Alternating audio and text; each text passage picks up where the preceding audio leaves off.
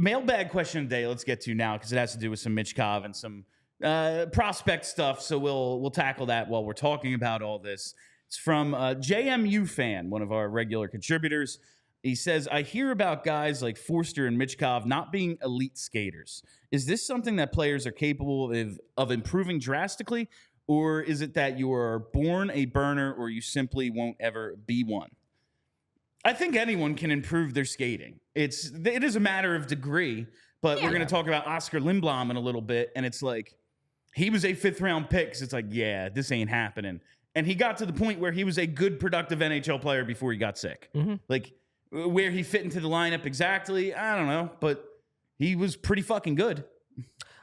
I would say, so first off, I want to make it clear that Foerster and Michkov, while I would agree that both do not qualify as elite skaters, they are on two different levels of skating. Like, Foerster has worked his tail off to just be not incredibly slow. Michkov is perfectly fine, and he's got very good edge work. He's just not a burner. Like, he's not a guy with, like, that separation gear necessarily, and he might develop it.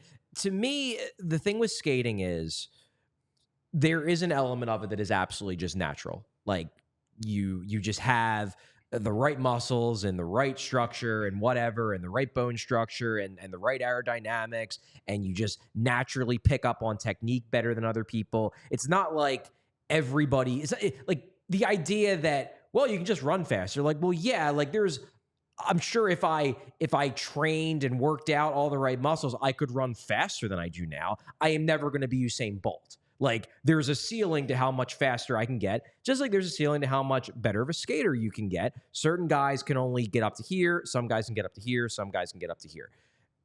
I do think it can be improved. I think that a lot of guys, if your technique is good and you've pretty much got the technique down, then it just kind of comes down to getting stronger. Like, perfect example of that is Braden Point. When Braden Point was taken in the 3rd round, one of the reasons why he slipped was because he had great production in the, I think he was in the dub. Great production, and he probably, based on his numbers in juniors, should not have slipped to the 3rd round. Why he did was because he was a smallish guy who wasn't a great skater. Wasn't awful, wasn't slow, wasn't Tyson Foerster, but he wasn't a great skater. What did he do? Tweaked a few things with his technique, made his lower body a lot stronger, and now he's a plus skater. Like, he is a legitimately great skater. Not McDavid level or McKinnon level. But, like, no one is. No, but he's fast. He's a fast skater. So you can do it. It's just that there's a limit to how much each individual person can improve. Tyson Foerster, I think even if he maxes out his skating, he's not going to be better than league average, which would still be an improvement over where he is now. But, like, that's as much as he can get to given his body type, given his skating stride, things like that. Michkov, I wonder if he could become fast. If he really works out his lower body and puts the time in and maybe makes a couple technique tweaks. Like, there's nothing in his stride that tells me he should be slow.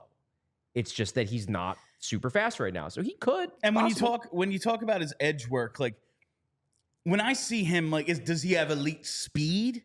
No. But I see a guy who has that small space quickness, that elusiveness. Yeah. And I've seen him skate and battle through contact. And, like, to me, that's the most important thing. Because you know how often you need your straight line speed? Yeah, like, if you're Connor McDavid or even, like, Owen Tippett getting to that loose puck at center ice and somehow, like, split the day, it was like, how did he get by them? They both had the angle. Yeah. Like, yes, that is a hell of a skill.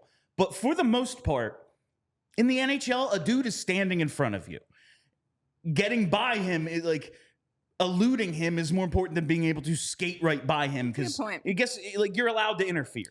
You know, like, now I'm in front of you again. I mean, it helps. It especially helps because the faster you are and the bigger you are, but really the faster you are, it's the more important thing. It helps you become a more assertive player in the neutral zone with the puck. Because the thing is that if you, like, yes, you're allowed to get in the way of players, but if you're able to get a little bit of a head of steam going through the neutral zone, carrying it, the defenseman's going to have to back up if you're fast. Because if you have any sort of puck handling skills whatsoever, you can dangle that guy if he's slowly backward skating and you're flying. Whereas if you don't have that kind of burst, that guy can keep a tighter gap and break up the play before you enter the zone, and boom, you're going back the other direction. So that's where it really can help. In the offensive zone, though, when you're in the half court, quickness is more important than top end speed. I know, like, if you're one of the fastest guys in the league, that's a hell of a weapon. But I think there are ways to be an elite player without having that. Like, Absolutely. that's all. We all silly like the mayor.